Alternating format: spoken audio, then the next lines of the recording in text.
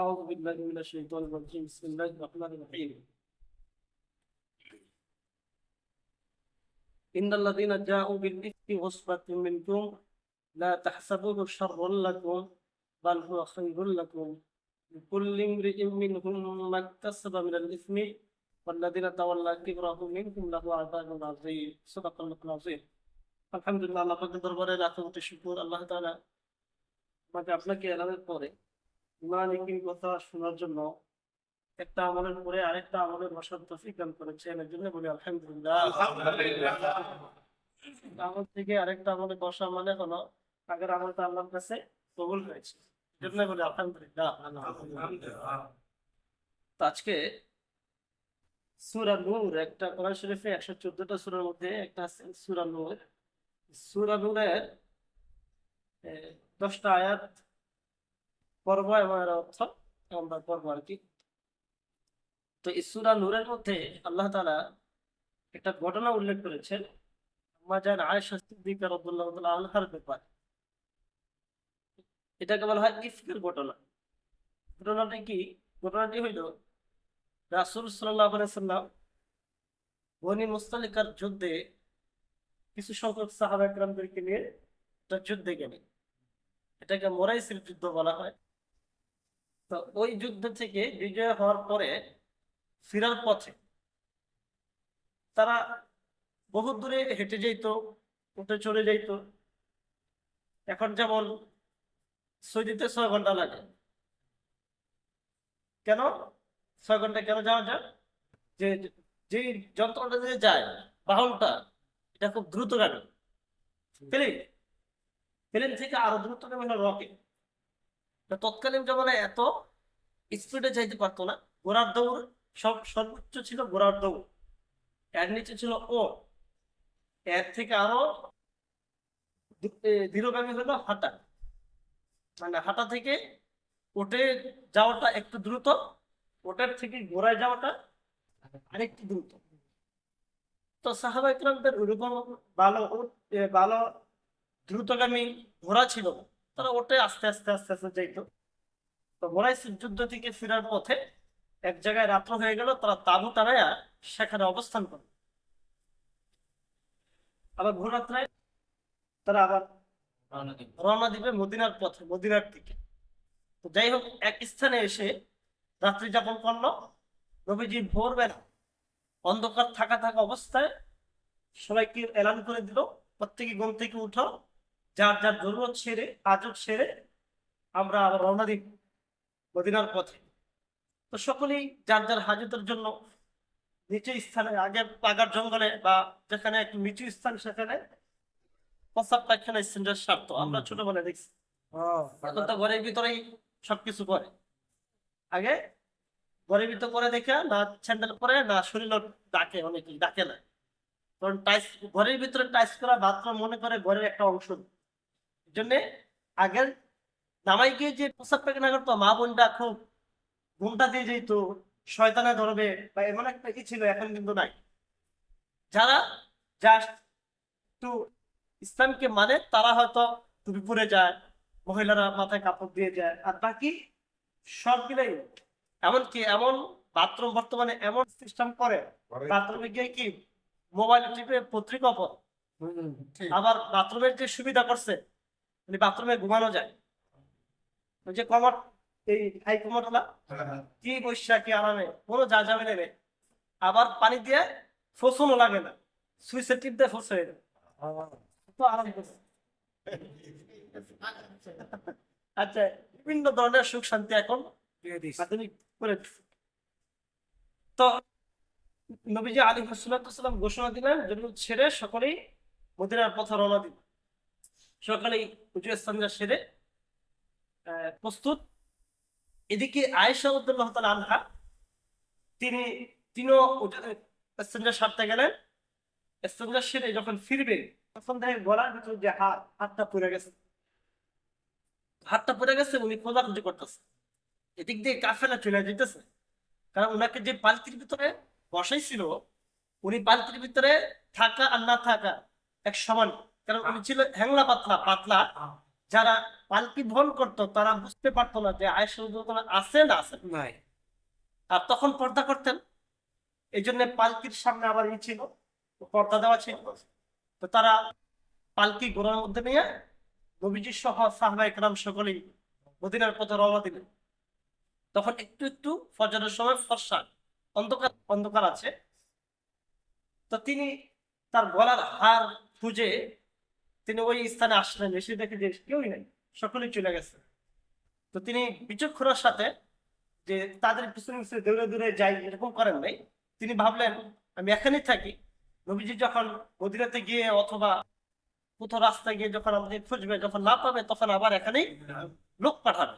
আর এটা নিয়ম, কোন লোক যদি কোথাও থেকে হারায় যায়, যেমন এই জায়গা থেকে মনে করেন যে গুলিস্তান থেকে একজন লোক আপনার থেকে ছুটে গেল, তো যেখানে ছুটে গেছে হারানো ব্যক্তি আবার সেখানে বসে থাকে তার জন্য উত্তম। কারণ লোক গুলিস্তানি খুঁজবে, যেখান থেকে হারাইছে ওই জায়গায় খুঁজবে, এটা আদব। তো তিনি এই আদবের প্রতি খেয়াল করে ওই জায়গায় ঘুমটা দিয়ে বসেছে। সফওয়ান ইবনে মুআত্তাল একজন সাহাবী, উনাকে নবীজি বলছেন যে আমরা তো কাফেলা চলে যাচ্ছি, তুমি কাফেলার কোনো মাল সামানা পরে আছে কিনা এটা দেখে তুমি নিয়ে আসো, তুমি একটু পরে আসো, 10-15-20 মিনিট পরে আসো, যেমন আমাদের তাবলীগে একটা নিয়ম থাকে। তো আম্মাজান আয়েশা রাদিয়াল্লাহু তাআলা আনহা তিনি ঘুমটা দিয়ে মুখটা বের করে তিনি এক পর্যায়ে ঘুমায় গেছে, ঘুম চলে আসছে, ঘুমিয়ে গেছে। সফওয়ান ইবনে মুআত্তাল মাল সামানা খুঁজতে খুঁজতে এসে দেখে আয়েশা রাদিয়াল্লাহু তাআলা আনহা ঘুমিয়ে আছে। তখন তিনি জোরে বললেন ইন্না লিল্লাহি ইন্না লিল্লাহি ওয়া ইন্না ইলাইহি রাজিউন। যা শোনা মাত্রই তিনি মুখ ডেকে ফেলেন। তিনি চিনলেন কেমনে?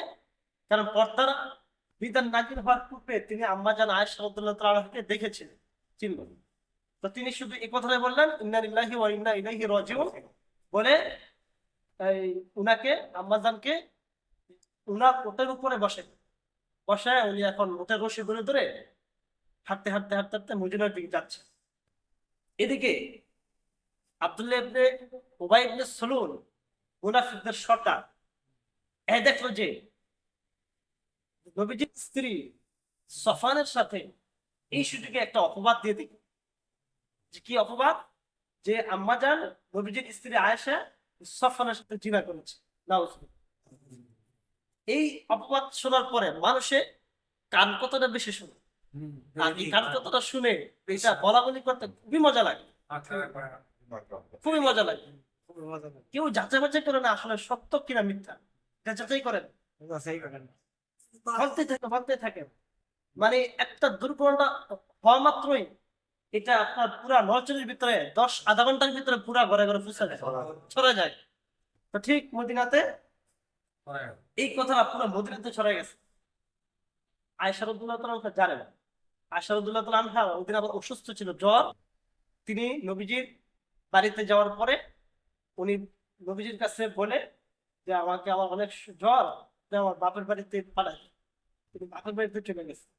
আর এদিকে কানাঘুষা মহিলাদের ভিতরে, পুরুষদের ভিতরে, নবীজি পর্যন্ত মানে একটা হয়ে গেছে, দুর্বল হয়ে গেছে। কখনো আলীকে গিয়ে বলেন আলী আয়েশার ব্যাপারে তুমি কি ধারণা করো? আলী রাদিয়াল্লাহু তাআলা বলেন ইয়া রাসূলুল্লাহ আয়েশা তো এমন করতে পারে। তখন ওমরকে গিয়ে বলেন ওমর আয়েশার ব্যাপারে কি ধারণা করো? না, আমার তো মনে হয় না যে তিনি এমন করবেন, কারণ ওনার চরিত্র তো এমন না। আরেকজনকে জিজ্ঞেস করেন আয়েশা এমন করতে পারে? তো আমি জীবনে আয়েশা রাদিয়াল্লাহু তাআলার ব্যাপারে কোনো খারাপ চরিত্র দেখি নাই। উনার খালি একটা দোষ ছিল, মানে একটা ছিল, উনি যখন রুটি বানাতে চাইতো তিনি ঘুমাই যেতেন। ছোট মানুষ তো, রুটি বানাতে গিয়ে উনি ঘুমাই যেতেন, এই দোষটাই পাইছে, আর কোন দোষ পাইনি। আচ্ছা, আরেকজন সাহাবী আনসারী, কি আনসারী জানি, আইয়ুব আনসারী রাদিয়াল্লাহু তাআলা আনহু, তিনি উনাকে জিজ্ঞাসা করছেন উত্তর, উনি একটা উত্তর দিলেন। ওই উত্তরটা আল্লাহর কাছে এত পছন্দ হয়েছে, আল্লাহ তাআলা ওই কোরআন শরীফে ওই উনার শব্দটা আল্লাহ পাক উল্লেখ করেছে। তিনি বলছেন হাযা বুহতানুন আযীম, ইয়া রাসূলুল্লাহ কি বলেন, আয়েশা এটা করতে পারে? কখনো না, এটা তো বড় তুহমত, বড় ধরনের অপবাদ। এই কথাটা আল্লাহ, ওনার কথাটা আল্লাহ পছন্দ করেছে, কোরআন শরীফে আল্লাহ পাক উল্লেখ করেছে। তো এই ঘটনাটা 1 মাস পর্যন্ত আলোচনা আছে। আমাদের বর্তমানের জমানায় নেতারা খারাপ কাজ করলে এটা কোনো আলোচনাই হবে না। ভয়, ভয়, কিন্তু মধ্যবিত্ত যদি করে এটা পুরা ফেসবুক পর্যন্ত ভাইরাল হয়ে যায়। ফেসবুক ভাইরাল হয়ে যায়। এই ঘটনাটাই আল্লাহ তাআলা উল্লেখ করেছেন যে পৃথিবীর জমিনে যারা এই ঘটনা মিথ্যা তহমত দিবে তাদের ব্যাপারে কি শাস্তি হবে, যা সারা পৃথিবীর সমস্ত মানুষকে আল্লাহ তাআলা ঘটনা উল্লেখ করেছেন। এবং আয়েশা রাদিয়াল্লাহু তাআলা আনহা যে নির্দোষ, যে দোষী না, উনার পবিত্রতা বর্ণনা করতে গিয়ে আল্লাহ তাআলা 10টা আয়াত নাযিল করেছেন। সুবহানাল্লাহ, যে উনি কতটা সচ্চরিত্রের অধিকারী। এই মুহাম্মদ, আপনি যে একজন নারী পেয়েছেন, আয়েশা রাদিয়াল্লাহু তাআলা আনহাকে যে বিবাহ করেছেন, এটা আল্লাহর পছন্দ। নবীজিকে আল্লাহ তাআলা ছবি দেখিয়েছেন, রাত্রেবেলা স্বপ্নে কি ছবি দেখাইছেন যে এই এই পছন্দ হয়, আমার পছন্দ হয়, এটা আপনি বিবাহ। তখন আল্লাহ তাআলা ওনাকে আল্লাহ তাআলা আদেশে উনি বিবাহ করেছেন। আয়েশা রাদিয়াল্লাহু আনহার বিবাহ আসমানে হয়েছে। তো আল্লাহ পাক বলেন, ইন্নাল্লাযীনা জাউ বিল ইফকি উসবাতুম মিনকুম। আব্দুল্লাহ ইবনে উবাই ইবনে সুলুল, এই মুনাফিক যে এটা সর্বপ্রথম রটাইছে, উনার কথাটা শুনে কিছু কিছু মুসলমান তারাও বিভিন্ন জায়গায় ছড়াইছে, পাবলিসিটি করছে। তা আল্লাহ পাক বলেন, যারা তোমাদের মধ্য থেকে একটা দল যারা উপাত রটাইছে, লা তাহসাবুহু শাররুন লাকুম, তোমরা এটা ধারণা করিও না আয়েশার জন্য খারাপ, আয়েশার জন্য এটা কল্যাণকর। বাল হুয়া খায়রুল লাকুম, তোমরা এটা খারাপ ধারণা করো না, বাল হুয়া খায়রুল লাকুম, এটা তোমাদের জন্য, আয়েশার জন্য কল্যাণ হয়েছে। আয়েশাকে কেন্দ্র করে সারা পৃথিবীর মানুষের জন্য এটা একটা শিক্ষণীয় হয়েছে।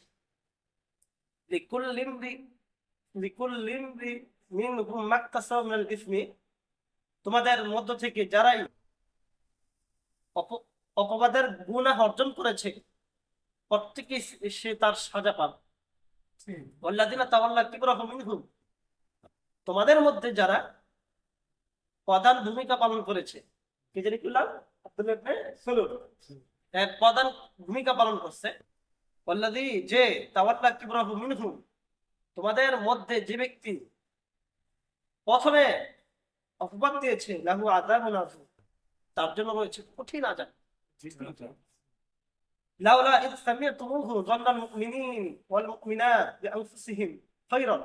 আল্লাহ পাক ধমক দিয়ে বলছেন, হে মুসলমানরা, তোমরা যখন এই কথা শুনলে, আব্দুল্লাহ ইবনে সুলুলের মুখ থেকে যখন এই কথা শুনলে যে আয়েশা জিনা করছে সাফওয়ান ইবনে মুআত্তালের সাথে, যান্নাল মুমিনিনা ওয়াল মুমিনাত বিআনফুসিহিম খায়রান, কেন তোমরা আয়েশার ব্যাপারে ভালো ধারণা করো নাই কেন?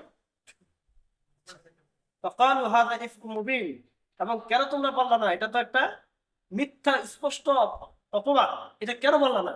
জবাব দাও। লাউলা জাউ আলাইহি বিআরবাআতি শুহাদা ফাইয লাম ইয়াতু বিশুহাদা'i ফাউলাইকা ইনদাল্লাহি হুমুল কাযিবুন। তোমরা যদি তোমাদের দাবিতে সত্যবাদী হও, আয়েশা জিনা করেছে, তাহলে তোমরা সাক্ষী দেখাও, 4 জন সাক্ষী দেখাও।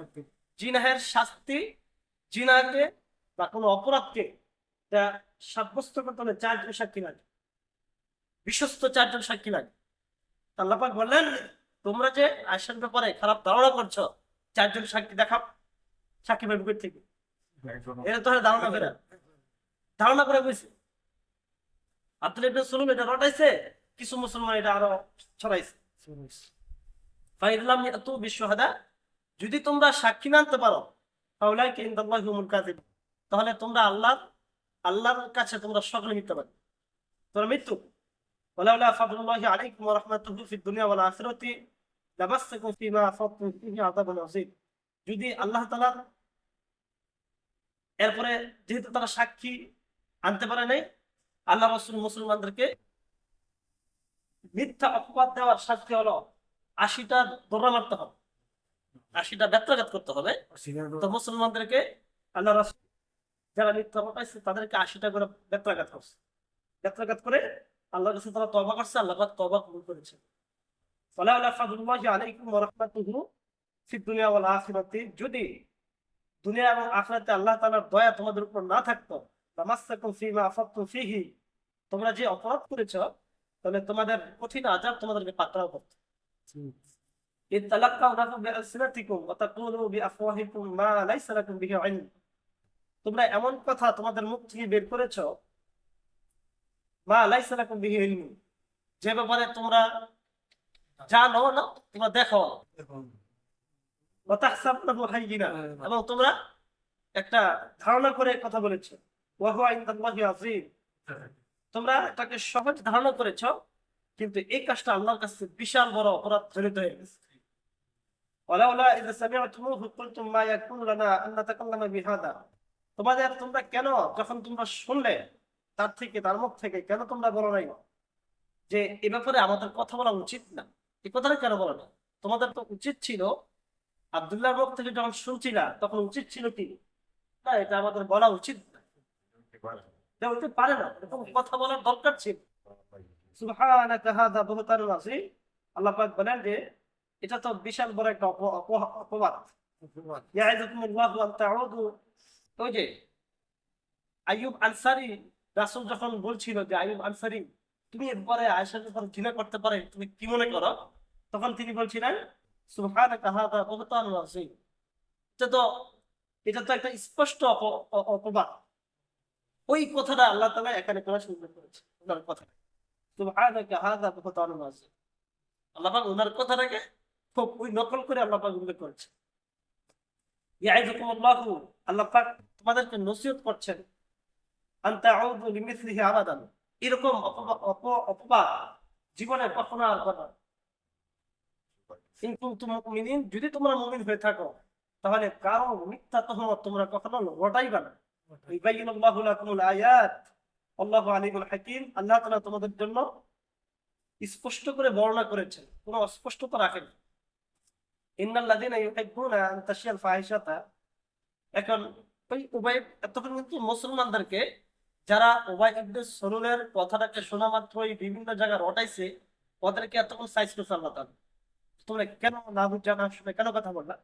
এখন ওই লোকটার ব্যাপারে, মুনাফিকের ব্যাপারে বলতেছে ইন্নাল্লাযীনা, উনাকে কেন্দ্র করে সারা পৃথিবীর সমস্ত মানুষকে আল্লাহ পাক নসিহত করছেন। ইন্নাল্লাযীনা ইউহিব্বুনা আন তাশিয়াল ফাহিশাতু ফিল্লাযীনা আমানু, মুসলমানদের মধ্যে যারা ফাহিশা কাজকে প্রচার প্রসার করতে ভালোবাসে, পছন্দ করে, লাহুম আযাবুন আলীম, তাদের জন্য রয়েছে যন্ত্রণাদায়ক শাস্তি। বর্তমানে ফেসবুকে ওই উমুকে একজন নারীর সাথে জিনা করেছে, এটা পোস্ট করে মানে হাজার হাজার লক্ষ লক্ষ মানুষ দেখে। তাহলে যে পোস্ট করছে সে এই জিনাটাকে সে আরো বিশাল আকারে মানুষ দেখুক, খারাপ, সে এটা পছন্দ করে। কিছু মানুষ এটাকে শেয়ার করে, একজনের ছাড়লো যে গুণা হবে, আর একজনে এটাকে শেয়ার করলে একই গুণা হবে, একই গুণা হবে। যারা ফেসবুকে শেয়ার করে খারাপ লিঙ্ক, বিভিন্ন অমুক নায়কের অমুক চেয়ারম্যানের, কেউর সাথে কেউ শত্রুতামি হইলো, ওইটাকে মনে করেন যে এডিট মিডিট করে ছেড়েন। ওই দিন একজন বক্তা, সে একজন মেয়ের সাথে কথা, শয়তান তো সবসময় লেগে থাকে, আমার পিছনে কি শয়তান নাই? আছে। আপনাদের পিছনে কি শয়তান নাই? আছে। শুধু একজন ব্যক্তির পিছনে শয়তান ছিল না, আমাদের নবীজির সাথে শয়তান, নবীজিকে জিজ্ঞাসা করা হয়েছিল, ইয়া রাসূলুল্লাহ আপনার সাথে কি শয়তান নাই? আছে। আপনাকে ধোঁকা দেয় না? সে আমার ব্যাপারে মুসলমান হয়েছে, সে আমাকে ধোঁকা দেয়, আমার ব্যাপারে কি আত্মসমর্পণ করে ফেলছে, আর বাকি সকলকে ধোঁকা দেয়, সকলকে ধোঁকা দেয়। তো একজন বক্তা তাকে, সে এক নারীর সাথে মানে প্রেমজনিত আলোচনা করেছে, এটা আবার মনে করেন যে ফেসবুকে ছেড়ে দিচ্ছে। তো এই যে তার ইজ্জতের ভিতরে আঘাত হানা, মানুষের দোষ গোপন রাখলে আল্লাহ পাক হাসরের দিন দোষ গোপন রাখবে। নবীজি বলেছেন, মান সাতারা আইবান লিমুসলিমিন, যে ব্যক্তি অপর মুসলমানের দোষ গোপন রাখে, আল্লাহ তাআলা হাসরের দিন তার দোষ গোপন রাখে। আমরা ফেসবুকে কি করতেছি? শেয়ার করতেছি, ফেসবুকে পোস্ট করতেছি। আল্লাহ পাক বলেন, যারা গর্হিত কাজ, গুনাহের কাজকে ছড়াইয়ে যাক, এটাকে পছন্দ করে, তাদের জন্য রয়েছে কঠিন শাস্তি। দুনিয়া তো আল্লাহ পাক তাদেরকে শাস্তি দিবে, আখিরাতে তো আছেই। আল্লাহু ইয়ালামু ওয়া আনতুম লা তা'লামুন, আল্লাহ তাআলা ভালো জানেন, তোমরা ওয়া আনতুম লা তা'লামুন, তোমরা জানো না। ওয়ালাউলা ফাদলুল্লাহি আলাইকুম ওয়া রাহমাতুহু, হে মুসলমান, আল্লাহর অনুগ্রহ দয়া যদি তোমাদের প্রতি না থাকতো তাহলে তোমরা ধ্বংস হয়ে যেত। ওয়া আন্নাল্লাহা রাউফুর রহিম, আর আল্লাহ তাআলা খুব দয়ালু, অনেক রহম করনেওয়ালা। তো এই ছিল আয়েশা রাদিয়াল্লাহু তাআলা আনহার ব্যাপারে 10টি আয়াত। ওনাকে আল্লাহ তাআলা যে উনি সৎ চরিত্রের অধিকারী ছিলেন, এই আল্লাহ পাক এই 10টা আয়াতে জানিয়ে দিয়েছে। এক মাস পরে, এক মাস পর্যন্ত মনে করেন কোনো আয়াত নাজিল হয়, এক মাস পরে এই আয়াতগুলো নাজিল হয়েছে। এক মাস পরে নবীজি আলাইহিস সালাতু ওয়াস সালাম কথা বলেন। এক মাস পরে গেলেন, যাওয়ার পরে বললেন যে আয়েশা, তোমার উপরে সুসংবাদ, তুমি শুকরিয়া আদায় করো। এরপরে এই আয়াতগুলো শোনায়, ওনাকে শোনাইলেন। আবু বকর সিদ্দিক রাদিয়াল্লাহু তাআলা আনহু বললেন যে তুমি মুহাম্মদ সাল্লাল্লাহু আলাইহি ওয়াসাল্লামের শুকরিয়া আদায় করো। তখন তিনি বললেন, না, আমরা শুকরিয়া আদায় করবো কেন? উনি তো আমার সাথে এক মাস পর্যন্ত কথা বলেন, আমার প্রতি রাগ ছিল। আমি শুকরিয়া আদায় করবো ওই আল্লাহ যিনি আমার প্রশংসার ব্যাপারে 10টা আয়াত নাযিল করেছেন। আমি ওই আল্লাহ প্রশংসা করবো, ওনার প্রশংসা করবো কেন? যেমন তেমন উত্তর। তো যাই হোক, পরে এই পুরা মদিনা থেকে পরে সকল মানুষের ভুল বুঝাবুঝি ভেঙে গেল। তাহলে এখানে শিক্ষা কি? আজকের যে অল্প আলোচনা, এর মধ্যে শিক্ষা হলো যে কোনো কথা শোনা মাত্রই এটা বলা যাবে। 2, যদি সত্য হয়ে কোনো কথা, যদি মিথ্যা অপবাদ কোনো নারীর ব্যাপারে, কোনো পুরুষের ব্যাপারে কারো থেকে শোনা মাত্রই সেটা বলা যাবে না। যদি সেটা সত্য হয় তাহলে গোপন রাখতে হবে। গোপন রাখলে কি আসলে আল্লাহ তাআলা দোষ গোপন রাখবে। আর যদি মিথ্যা হয়, মিথ্যাটাকে কোনো ব্যক্তি ছড়ায়, তাহলে তার জন্য দুনিয়াতে শাস্তি হলো 80টা ব্যত্যাঘাত করতে হবে। 80টা ব্যত্যাঘাত করতে হবে। সে 80টা বেত দিয়ে বাড়ি খাওয়ার উপযুক্ত হয়ে গেল। এখন এই এই 80টা ব্যত্যাঘাত করবে কি? সেটা হচ্ছে চেয়ারম্যান পদ, ইসলামী যে রাষ্ট্রনায়ক সে করবে, ইসলামী সরকারের যে প্রতিনিধি এলাকায় থাকে সে করবে। এখন সে তো ইসলাম জানে না, এই জন্যে আল্লাহ দরবারে তার শাস্তি রয়েছে। হয়তো দুনিয়াতে সে অপবাদ দিল, কিন্তু তাকে 80টা বাড়ি দিল না, কিন্তু আল্লাহর কাছে কি সে দেওয়া ঠিকই, আল্লাহর কাছে কিন্তু সে আযাব পাবে। আযাব আযীম, এই 80টা সহ আল্লাহ পাক দিবে, একসাথে দিবে। 3 নম্বর শিক্ষা হইল মুনাফিক। এখানে যে আব্দুল্লাহ ইবনে উবাই ইবনে সুলুল একজন মুনাফিক, এই মুনাফিকি করা এটা ইসলামের দৃষ্টিতে অনেক বড় অপরাধ। এতটা অপরাধ আল্লাহ তাআলা কোরআনে কারীমের মধ্যে মুনাফিকদের ব্যাপারে খুব কঠোর কথা বলেছেন। আল্লাহ পাক বলেন, ইন্নাল্লাহা জামিউন, আল্লাহ তাআলা একত্র করবেন। আল্লাহ তাআলা সকল মুনাফিকদেরকে একত্র করবেন এবং কাফেরদেরকে জাহান্নামের মধ্যে একত্র করবেন। আব্দুল্লাহ ইবনে উবাই ইবনে সুলুল, সে তার মুখে দাড়ি ছিল, নবীজির সাথে নামাজ পড়তো। তারপরে নবীজি একদিন বলেছেন যে আব্দুল্লাহ এবং আব্দুর রহমান এই নামটা অনেক আল্লাহর কাছে পছন্দ নয়। এই কথাটা শোনা মাত্রই তার নিজের নাম পরিবর্তন করে ফেলল। তার ছেলের নামই আব্দুল্লাহ রাখলো, তার নাতির নাম আব্দুল্লাহ রাখলো। মানে আপনার ওনাকে দেখলে মনে করে যে সে একজন মুনাফিক। সে এসে, তার ছেলে এসে বলল, ইয়া মুহাম্মদ, আমার পিতা মারা যাওয়ার পরে আমার পিতা ওসিয়ত করে গেছে যে আপনি তার জানাজা পড়াবেন। ওসিয়ত করে গেছে যে আপনার জামাটা যেন তাকে দেওয়া হয়। রাসূল সাল্লাল্লাহু আলাইহি ওয়াসাল্লাম দাঁড়িয়ে গেলেন, কিছু সাহাবা সকল ছিল, সকলকে নিয়ে তার জানাজায় যাওয়ার জন্য প্রস্তুত হলেন, জুব্বাটা খুলে দিয়ে দিলেন। এত মুনাফিক হওয়া সত্ত্বেও রাসূল দিয়ে দিলেন। এখন জানাজা মানে দোয়া, যখন দোয়া করতে যাবে, জানাজা করতে যাবে, ওমর রাদিয়াল্লাহু তাআলা বাধা দিলেন, ইয়া রাসূলুল্লাহ, সে তো মুনাফিক। নবীজি বললেন, সে যে মুনাফিক, এটা আল্লাহ তাআলা আমার কাছে এখনো আয়াত নাজিল করেন নাই।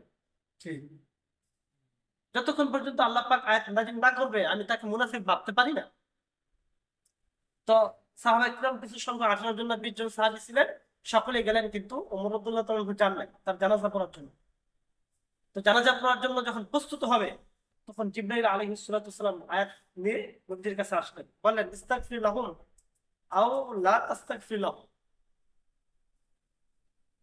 ইন তাস্তাগফির লাহুম ৭০ মাররাতান, ইয়া রাসূলুল্লাহ, সে যে একজন মুনাফিক, আপনি ইস্তাগফির লাহুম, তাদের জন্য দোয়া করেন অথবা না করেন, যদি আপনি তাদের জন্য ৭০ মাররাতান ৭০ বারও দোয়া করেন, আল্লাহ পাক ক্ষমা করবেন। এই কথা বলার পর উনি আর জানাজা পড়েন। তো ভাবলেন আল্লাহ পাক বলছেন ৭০ বার, উনি ভাবতেছেন যে তাহলে আমি ৭১ বার হয়তো ওর জন্য দোয়া করলে আল্লাহ পাক ক্ষমা করে দিতে পারে। তখন আল্লাহ পাক বললেন ফালাইয়াগফিরুল্লাহু লাহু। এরপরে উনি যখন ভাবছেন ৭০ বার দোয়া করলে মাফ করবে না, মনে হয় ৭১ বার দোয়া করলে মাফ করবে, তখন আল্লাহ পাক আরেকটু আয়াত নাযিল করলেন ফালাইয়াগফিরুল্লাহু লাহু, এদের জন্য কখনো ক্ষমা হবে না। মুনাফিকদের জন্য কখনো, এমন একটা শব্দ লাগায় না যে আপনি কিয়ামত পর্যন্ত দোয়া করলে ওই মুনাফিকদের জন্য কি হবে না, ক্ষমা হবে না। ফালাইয়াগফিরুল্লাহু লাহুম, যে কখনো হবে না, কখনো শব্দ লাগাই দিচ্ছেন, আপনি যত দোয়া করেন কখনো তাদের জন্য ক্ষমা নাই। এরপর থেকে সে যে মুনাফিক স্পষ্ট হয়ে গেল। তাই মুনাফিকদের ব্যাপারে আল্লাহ তাআলা কঠোর। আল্লাহ তাআলা মুনাফিকদের জন্য লাহা সাবআতু আবওয়াব, জাহান্নামের জন্য রয়েছে ৭টি তালা বা ৭টি স্তর। এর মধ্যে সর্বকঠিন স্তরে থাকবে মুনাফিক। ইন্নাল মুনাফিকিনা ফি দারকিল আসফালি মিনান নার। আল্লাহ পাক বলেন যে মুনাফিকরা একদম জাহান্নামের একদম কঠিন জায়গায় থাকে, কঠিন জায়গায় থাকে। জাহান্নামের ৮টা স্তর, ৭টা স্তর। এর মধ্যে মুসলমানদের মধ্যে যারা আমল ত্রুটি, তাদেরকে রাখা হবে প্রথম স্তর, হালকা আযাবে। এরপর রাখা হবে ইহুদিদেরকে, এরপর রাখা হবে নাসারাদেরকে, এরপর রাখা হবে মাজুসীদেরকে, এরপর রাখা হবে এমন আরো কিছু দল আছেন অগ্নিযুগদেরকে, এরপরে রাখা হবে সর্বনিম্নে রাখা হবে মুনাফিক। এখন কথা হলো মুনাফিক কারা? ইহুদিরা মুনাফিক, নাকি মুশরিকরা মুনাফিক, নাকি হিন্দুরা মুনাফিক? মুনাফিক কারা? দেখেন আল্লাহ পাক এখানে বলছেন ইয়া রাসূলুল্লাহ ফালাইয়াগফিরুল্লাহু লাহু, আল্লাহ তাআলা কখনো তাদের জন্য ক্ষমা করবেন না। তাদের শব্দটা কয়জনকে বোঝায়, একজনকে নাকি অনেকজনকে? তাদের, হ্যাঁ বুঝছেন। আমি যদি বলি তাকে ডাক দাও, তাহলে একজনকে বোঝায়। আমি যদি বলি তাদেরকে ডাক দাও, অনেকজনকে বোঝায়। আল্লাহ তাআলা আব্দুল্লাহ ইবনে উবাই ইবনে সালুলের জানাজার ক্ষেত্রে কিন্তু আয়াত নাযিল হয়েছে, কিন্তু এখানে তো একজন লাশ হয়ে শুয়ে রয়েছে, কিন্তু আল্লাহ পাক একজনের কথা বলেন না। আল্লাহ পাক এখানে বলছেন যে তাদেরকে কখনো ক্ষমা করা হবে না। তাহলে তাহলে বুঝা গেল মুনাফিক কিয়ামত পর্যন্ত আসতে থাকবে। মুনাফিক প্রত্যেক যুগে যুগে হবে, যেহেতু তাদেরকে বলা হয়েছে এর খাসলাতে যত থাকবে এদের আল্লাহ পাক কখনো ক্ষমা করবে না। এখন কথা হলো মুনাফিক কাদের থেকে হয়? মুসলমানদের থেকে শুধু মুনাফিক, কাফেরদের থেকে মুনাফিক। আপনি ভারতে যান, সব মুশরিকদের ভিতরে মুনাফিক না, এরা সব তো মুশরিক, এরা বেলা হিসাব জাহান। এরপরে আপনি ইহুদি দেখতে যান, আমেরিকাতে চলে যান, সব ইহুদি। তারপরে বৌদ্ধ, চায়নাতে বৌদ্ধ, লন্ডন বা অন্যান্য জায়গাতে, বিভিন্ন জায়গাতে খ্রিস্টান আছে। যুগে যুগে মুনাফিক হবে মুসলমানদের, যাদের লেবাসটা ইসলাম কিন্তু ভিতরে কি পুরো বিপরীত। এখন এই এই বিষয়গুলা যে উপরটা একরকম ফিটফাট নবীজির তরিকা অনুযায়ী চলে, কিন্তু ভিতরে যে সেই মুনাফিকি, এটা কিভাবে বুঝবো? এই জন্য রাসূল সাল্লাল্লাহু আলাইহি ওয়াসাল্লাম কিয়ামত পর্যন্ত সকল মানুষদেরকে বলে দিয়েছেন আলামাতুল মুনাফিকি সালাসাত, মুনাফিকের আলামত তিনটি। আলামাতুল মুনাফিকি সালাসাতুন, মুনাফিকের আলামত কয়টি? তিনটি। এই তিনটি যার মধ্যে পাওয়া যাবে ধরে নেবা সেই মুনাফিক। এক, ইদা হাদ্দাসা কাযিবা, যখন সে কথা বলে মিথ্যা কথা বলে। যখন সে ব্যবসা বাণিজ্য করে মিথ্যা কথা বলে। যখন সে কোনো সরকারি পদে থাকে কথায় কথায় মিথ্যা বলে, মানুষকে মিথ্যা বলে। ওই এক হুজুর বলল যে এক সরকারি কর্মকর্তার সকালে 10টা থেকে অফিস করে একদম বিকাল সন্ধ্যা পর্যন্ত প্রত্যেকবারই মিথ্যা কথা বলে। তো সে নিজে বলতেছে হুজুর মিথ্যা বলতে বলতে বলতে বলতে আর মিথ্যা কথা বলতে আর ভালো লাগে না। এই পরিমাণ মিথ্যা বলতে হয় আমার। তা বহুত মানুষ টাকা ইনকামের জন্য প্রত্যেকদিন হাজার হাজার হাজার হাজার মিথ্যা বলতেছে। মাল কিনতে যাবেন, মাল কিনতে যাবেন ভাই, এটা একদম ডিরেক্ট আপনার থেকে একশো লাভ করবে। আরে ভাই, আপনি যদি লাভ না করেন তো আপনার দোকান ভাড়া আছে, কর্মচারী ভাড়া আছে, এগুলি কি হয়? বিচার মিথ্যা কথা বলে সে কতগুলো কামাইতেছে, এটা সে আল্লাহ পাক কোরআন শরীফে বহুত জায়গায় ওয়াইলুল মুকাজ্জিবিন যে মিথ্যাবাদীদের উপরে আল্লাহ তাআলা লানত করেছেন। তো আব্দুল্লাহ ইবনে সালুল তাই মুনাফিকের আলামত 3টি। ইযা হাদাসা কাযিবা, যখন কথা বলে কি বলে? মিথ্যা বলে। ওয়াইদা ওয়াদা আসলাফা, যখন ওয়াদা করে ওয়াদার বিপরীত করে। ওয়াদা করে ওয়াদা রাখে না। আজকে আপনি মানে বর্তমান দেখেন, আপনি অর্থনৈতিক বিষয় দেখেন, আপনার থেকে যখন টাকা নিবে খুব সমাধান করে নিবে, দেওয়ার সময় আর কোনো থাকে না। ওয়াদা করার পরে কয়েকটা শর্ত সাপেক্ষে, যেমন একজনের টাকা দিছে, হঠাৎ করে ওই টাকাটা আসার কথা মনে করেন যে 2টা বাজে টাকাটা আসে না, 5টা বাজে 6টা বাজে আসে, এটা ওয়াদার বরখলাফ হয় না। তাকে বলতে হবে ভাই আমার টাকাটা আসে না, কিন্তু টাকা থাকা সত্ত্বেও অনর্থক ঘুরাবে, অনর্থক ঘুরাবে। আমি টুকটাক বিকাশ করবো, আমি এখনো 2.5 লক্ষ টাকা এলাকা থেকে পাবো, যেটি পাওয়ার আশা নাই। খুঁজতে খুঁজতে খুঁজতে খুঁজতে খুঁজতে খুঁজতে আশা ছেড়ে দিচ্ছি। আর যখনই খুঁজি ভাই 20 দিন দিতেছে, যখনই খুঁজি ভাই 4 দিন পর দিতেছে, যখনই খুঁজি ভাই যে এই টাকাটা আমাকে দিতেছে। এই যে মানে কি বলবো, এটা ওয়াদা আখলাফা, যখন ওয়াদা করে বিপরীত করে। ওয়াইদা 3 নম্বর আলামত হলো ওয়াইদা উত্তমিনা খাওয়া, যখন তার কাছে কোনো কিছু আমানত রাখা হয় সে খেয়ানত করেছে। আমানত রাখলে কি করে? খেয়ানত করেছে। এই 3টা আলামত যার মধ্যে পাওয়া যাবে সে হলো মুনাফিক। তবে এই সমস্ত লোকদের জন্য আল্লাহ তাআলা বলছেন ফি দারকিল আসফালি মিনান নার, জাহান্নামের অতল গহ্বরে থাকবে তারা, কঠিন শাস্তি তাদের জন্য রয়েছে। এজন্য এই 3টা কথার দিকে, এই হাদিসের মধ্যে তাকাই আমরা নচরে ইমান থেকে মাথায়, আপনি কয়জন খাঁটি মুসলমান পাবে? সবাই ভালো পাবে। এই জন্য অপরে নিজের চিন্তা করা যে আমি কি মুনাফিক হয়ে গেলাম।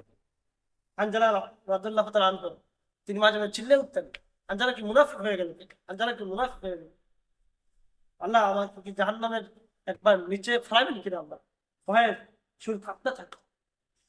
এই জন্য মেরে মোহতারাম হাজিরিন, মুনাফিকি করবো না। আর কোনো ব্যক্তি যদি নামাজ না পড়ে সে আল্লাহর হুকুম ছেড়ে দিবে, চাইলে ক্ষমা করে দিতে। কিন্তু এই 3টা যে বললাম, হাদাসা কাযিবা, যখন মিথ্যা বলে, যে কথা বলে মিথ্যা বলে, এটা আল্লাহর হুকুমে বান্দার হক নষ্ট করে। ওয়াইদা ওয়াদা আখলাফ, যখন ওয়াদা করে বিপরীত করে, এটা বান্দার হক নষ্ট করে। ওয়াইদা উত্তমিনা খাওয়ানা, যখন আমানত হয় খেয়ানত করে, এটা বান্দার হক নষ্ট করে। এই 3টা হলো বান্দার হক নষ্ট করে। জন্য আল্লাহ তাআলা কঠিন আযাব তাদের জন্য দিবেন যারা বান্দার হক নষ্ট করে। আল্লাহ আমাদের সকলকে মুনাফিকি করা থেকে হেফাজত করেন। আর মিথ্যা তহমত শোনা মাত্রই যেন আমরা সেটা না বলি, আল্লাহ পাক আমাদেরকে তৌফিক দান করেন। আর কোনো খারাপ দোষ কোনো মানুষের, এটা যেন আমরা শোনার পরেও যেটা গোপন রাখতে পারি, এই তৌফিক দান করেন। সবাই বলেন।